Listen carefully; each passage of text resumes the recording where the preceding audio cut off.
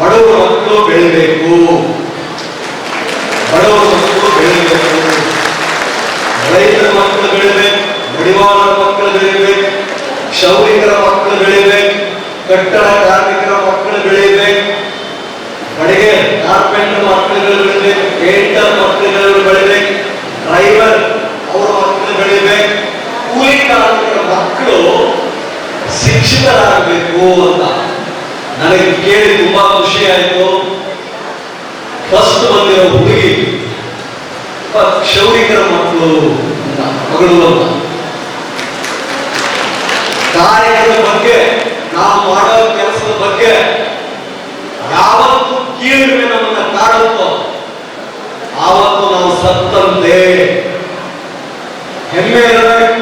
ಹೌದು, ನಮ್ಮಪ್ಪ ಒಬ್ಬ ಕ್ಷೌರಿಕ, ಹೌದು ನಮ್ಮಪ್ಪ ಒಬ್ಬ ಕಾರ್ಪೆಂಟರ್, ಹೌದು ನಮ್ಮಪ್ಪ ಪೇಂಟರ್, ಹೌದು ನಮ್ಮಪ್ಪ ಒಬ್ಬ ಡ್ರೈವರ್, ಹೌದು ನಮ್ಮ ತಾಯಿ ಕೂಲಿ ಕೆಲಸ ಮಾಡ್ತಾಳೆ, ಹೊಲದ ಕೆಲಸ ಮಾಡ್ತಾಳೆ, ಮನೆ ಕೆಲಸ ಮಾಡ್ತಾಳೆ.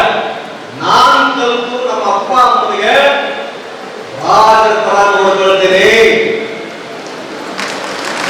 ಅಂದ್ರೆ ಮಾತ್ರ ಅಣ್ಣ ಬಸವಣ್ಣ ಹೇಳಿದ ಕಾಯಕವೇ ಕೈಲಾಸ ಅನ್ನೋದನ್ನ ನಿಮ್ಮ ಮಾಸ್ತರ್ಗಳು ನಿಮಗೆ ಶಾಲೆಯಲ್ಲಿ ಹೇಳಿದ್ದು ಸಾರ್ಥಕ, ಬಸವಣ್ಣನ ಜಯಂತಿಯನ್ನ ಮಾಡಿದ್ದು ಸಾರ್ಥಕ.